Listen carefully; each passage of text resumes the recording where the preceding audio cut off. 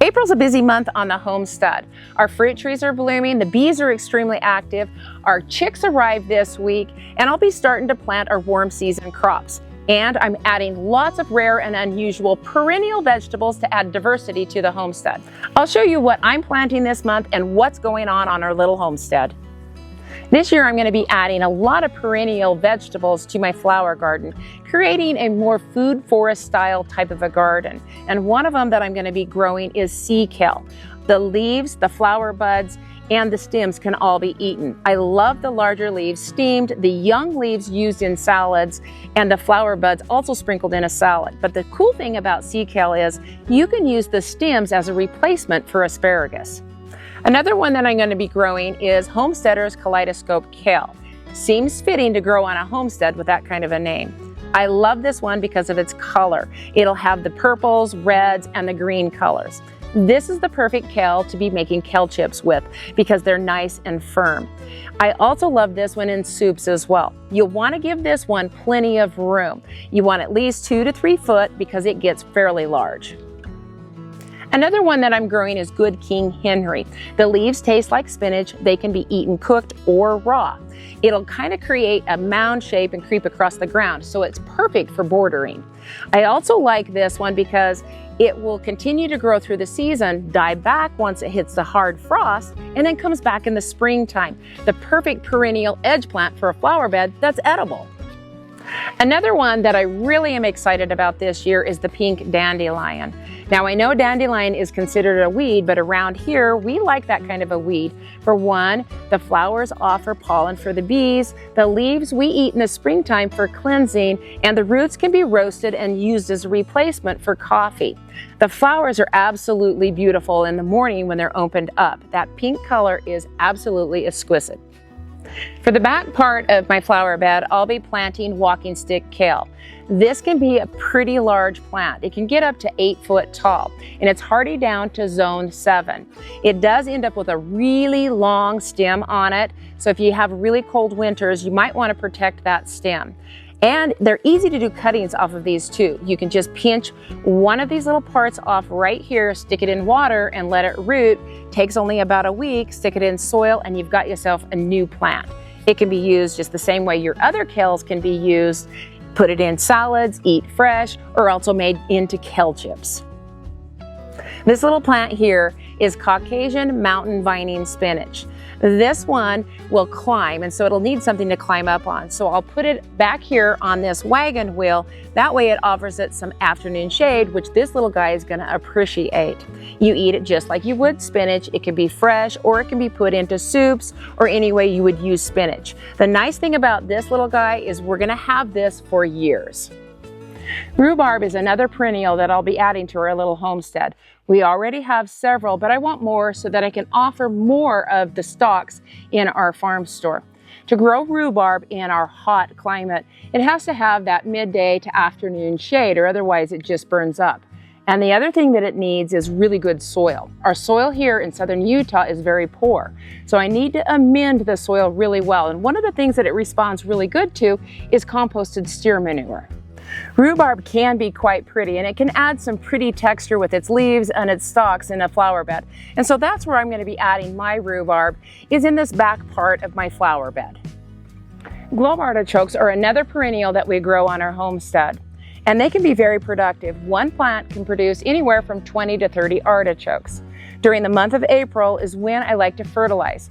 I'll just use a well-balanced fertilizer, sprinkle around the base of the artichoke, and then cover that with some well-composted manure or some compost. When you're planting artichokes, make sure that you allow plenty of room for the plant. They can be at least 5 foot wide and 5 foot tall, so that's going to take up a lot of space, and they love full sun and plenty of water.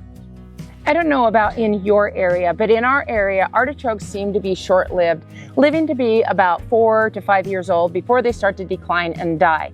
So I like to plant a few new plants every single year so I have a continued supply throughout the years. And this year I'm going to plant a few right alongside this goat fence. Now some of those leaves are going to sneak through that goat fence, and yes, the goats are going to eat it, but it's totally fine if they eat it, and it's actually good for them. Like the rhubarb, I'm going to amend the soil with some well-composted manure just to get it off to a good start. And then I want to make sure that I give it plenty of water to make sure that it gets a good root system. The orchard's starting to come alive, and we're at several different stages. We've got leaves and we've got full-on blossoms as well as some small fruits. And April can also be a very heartbreaking month. Whether you're growing small scale or large scale, if the weather happens to come in, get cold, it can possibly freeze your fruit. But there's a few things that you can do to help keep your fruit from freezing. And one of the first, most important things is to keep a close eye on the weather. If your trees are small, then you can use a floating frost blanket to put over your trees, or even a sheet if they're small enough. You just want to make sure that that cover goes all the way down to the ground so it traps that heat in for your trees, protecting those trees for a few degrees. Moist soil stays warm longer and better than dry soil does. So before your expected freeze, water the ground around your trees. And that'll help keep the air around those trees a couple degrees warmer, which can make or break a harvest. If you've got smaller trees or a few trees, you could even use incandescent lights. And that's going to help keep that air around those trees a little bit warmer, protecting your fruit. Also, running fans can also protect trees. We use fans as well as smudge pots. Just one thing that we have to remember is to make sure that we have plenty of fuel if we're expected a frost. Fruit has a freeze tolerance. It all depends on what stage, either bud swell through to the fruit, how low the temperature can go. An example is at bud swell, temperatures can drop down to 15 degrees and you generally only lose about 10% of the fruit. At the first pink, and that's just past the budding stage, when you can start to see the pink color and the buds are just starting to crack open. Temperatures can drop down to 20 degrees and generally you only lose 10% of your fruit at that stage. When your fruit tree is at full bloom, then temperatures can go down to about 28 degrees and again, you lose about 10% of your fruit. But I kind of consider this self-thinning. If you want more information about fruit tree freeze tolerance, then I'll put a link in the description so that you can go check it out, plus some other fruit tree care tips. Many of our small fruiting berries like currants, gooseberries, honeyberries, and Nanking cherries are blooming right now. And this is the perfect time to start feeding them. I'll just sprinkle a well-balanced fertilizer around the base and then add some compost and water it in. What this does is that helps make those flowers just robust. And it really plumps up those berries so that they're nice and big for harvest. Spring means chick season on the homestead. Whether we're raising layers for a steady supply of eggs or meat chickens to fill our freezer, they all start out the same way. Warm, safe, and well-fed. On our small homestead, we focus on giving them the best start possible. Clean bedding, constant access to fresh water, and high-protein chick starter. It's not just about keeping them alive. It's about setting them up to thrive.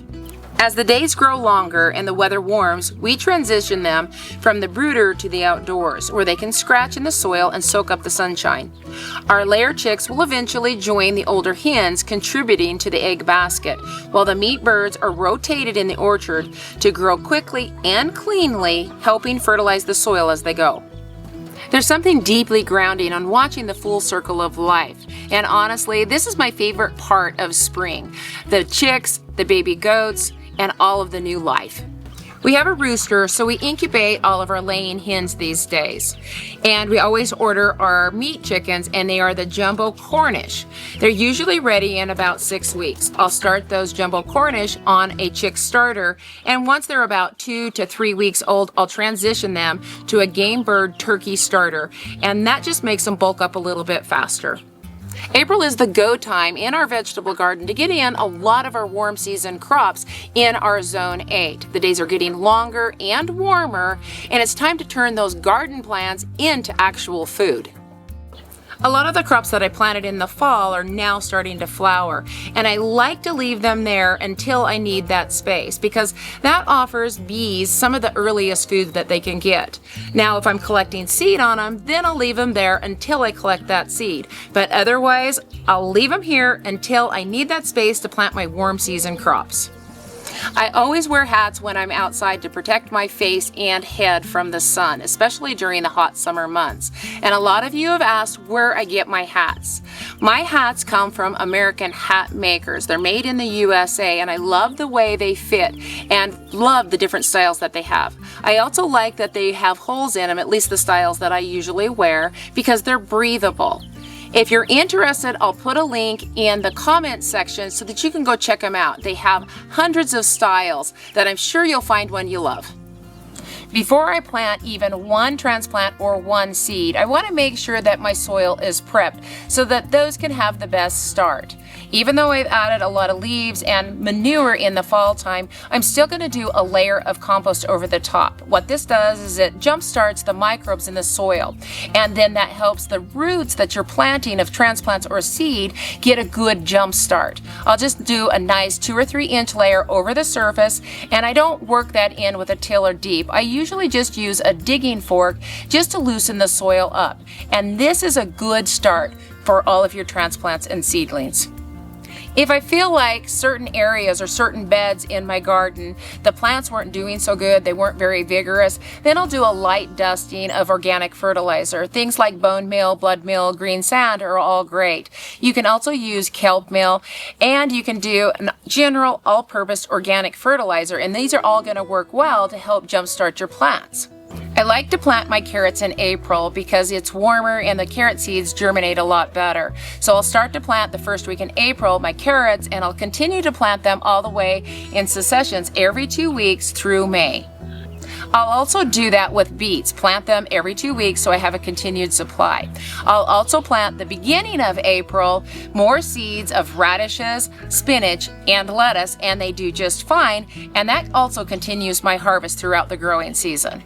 I'll also be sowing some warm season crops like beans. I'll do both green beans as well as dry beans. The green beans I'll also do in succession planting every 2 weeks, and I'll actually do this all the way through June. I will be planting my tomatoes the middle part of this month, eggplants, and peppers. Now the trick with this is I have to watch the weather really closely because April sometimes will give you a surprise freeze. So I'll keep a close eye on the weather and have my frost blanket ready to cover and protect those warm season crops from freezing. The greens in the garden are growing really fast now that the days are warmer and the day lengths are starting to get longer. At this time, I want to start feeding them a liquid fertilizer to keep their production up, and that also improves their flavor as well. I'll use either a compost tea or a worm casting tea, but if I don't have that ready, then I can just use a simple diluted kelp, and that keeps them at tip-top production. Cauliflower is a heavy feeder, and it takes longer to develop a head than some of your other crops. What I found that works really good for me is to start feeding my cauliflower every week to 10 days with a liquid fertilizer. That just helps bulk up that head, making it really nice. The other thing that I make sure, as these temperatures are starting to get warmer, that soil where the cauliflower is growing stays moist, because cauliflower doesn't like to dry out. If you're going to grow it right. I look forward to April because that means it's time to start planting my heirloom tomatoes, one of my favorite crops.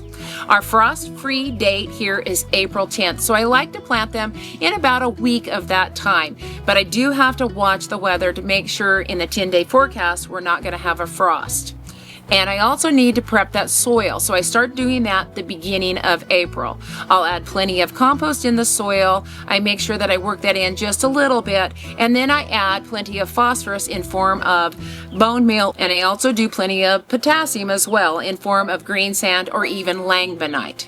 By prepping the soil a week or 2 weeks before planting the tomatoes, that actually allows the microbes in the soil to be able to break down the compost as well as the fertilizer, making it available to the plants when you plant them. After I'm done prepping my soil, that's when I start preparing my cages or my trellises that I'm going to be training my tomatoes up. That way, it's all ready at planting time. That same prep that I do for the tomatoes, I do for my pepper and my eggplants. I'll also be sowing seeds of summer squash at the end of the month. I don't sow seeds of cucumbers because our soil's too cold. And if I plant my cucumbers too soon, then they don't take off and do very well or produce very well. So I hold off until mid-May before I plant my cucumbers. One thing that I really like with my garden beds is I'll put a number on the front of each bed. That way when I'm journaling, I can list which bed I'll be putting what in, and then if I send somebody out into my garden for something, I can tell them it's in bed number 1 or bed number 9, and that really helps keep everything just kind of flow nicely. Now in this bed right here, I pulled out a lot of crops that we had that had gone to seed. A lot of our fall crops need to come out at this point, and so I've got my hot peppers in this section. And I've got another section on this side here that I've got lettuce rows and my peas. Now this year the peas are not doing very well. We had a very poor germination rate and they're growing really slow. So what I'll do is come in here and give them some liquid fish fertilizer just to boost them, to get them going off, because if they are too slow and we get into that hot weather, I'm not going to get a very good harvest. So I've got to boost that growth so that I can get some blossoms going on it. And in front of them, I've got some radishes and lettuce. And if you notice on each one of the ends of my beds, I've got things like herbs, and I really love perennials on the edges because that's an area that doesn't get disturbed. This area here is a bunch of bee balm, and we use that a lot to infuse the flowers in honey. I've got some oregano and cowslip, and then on this other bed over here I have some alfalfa, and that's great just to be cutting it and putting it in juice, and it's really good for you, as well as some chard on the end. I've also got a little bit of garlic right here. And then what I've got left of the leeks. The leeks are going to have to come out this month because these warm days are going to cause it to go to seed. And if I want to utilize the leeks, they need to be coming out, either put into the farm store or we need to cook them really quick. This area right here, I've got a lot of spinach mustard that I'm going to be collecting the seed off of. And I've got some really nice red giant mustard right in here.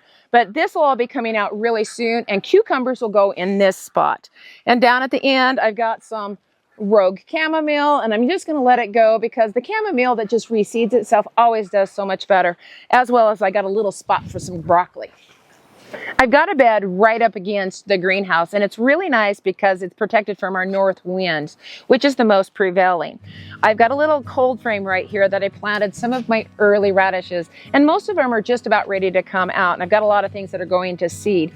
I don't need this space again, but once I do, this will all come out, and I'm going to be planting bush tomatoes in this section right here because they're not going to get too big, and they're going to be protected from the wind as well. Now I've got a lot of little onions that are planted in the fall time, and some of them are going to seed. And you want to catch this really soon and knock these little seed heads off as soon as possible. If they start to get too big, then you're going to have a really big hollow that goes down through the middle of the onion. It's not going to be the perfect onion, but it's still completely usable if I remove that seed head on them. In my bed number 10 here, on the end, once again, I've got some herbs in here. This little section here has some culinary as well as medicinal herbs, some perennial and some annual. And right here, I've got some kale that's going to seed. So that's got to come out. I'll feed it to the goats and the chickens. And this area I'll amend with some more compost and plant some bush beans in this spot.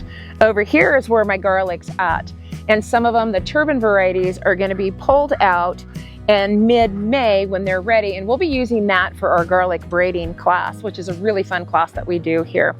An area right here has a bunch of mixed greens, and as you can see, a lot of it's starting to go to seed. Now we had some day temperatures that were up into the 90s, and so what that does is confuses greens. It thinks we're coming into summer, and it causes them to go to seed prematurely. But now we're dipping down into the 20 degrees, and I'm not going to stop them from going to seed, but I can still use a lot of these greens. There's another area right here where I've got some greens, some beets, some young beets right here. Now one problem that I have with beets is the birds love to eat the greens. So I've got these hoops going, and I'll put some protective cover over it so that they can actually have a chance and grow. This cattle panel here, I'll be growing cherry tomatoes up this side and tromboncino squash on the other side, and they pretty much meet in the middle, and it keeps a nice shady area. So I can grow some greens underneath it in our hot climate, and they do really good.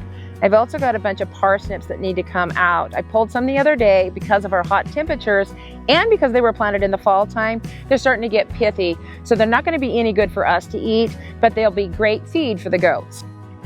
As the homestead awakens this April, I'm reminded no matter how much work there is to do, nature has its own rhythm. We're just blessed to be a part of it. From tiny seeds to newborn chicks to fruit blossoms. There's so much to be grateful for. Life here isn't always easy, but it's real, it's honest, and it's full of quiet gifts if we just take the time to notice them. Thanks for spending time with me today. May your garden grow strong, and may we keep finding joy in the simple things.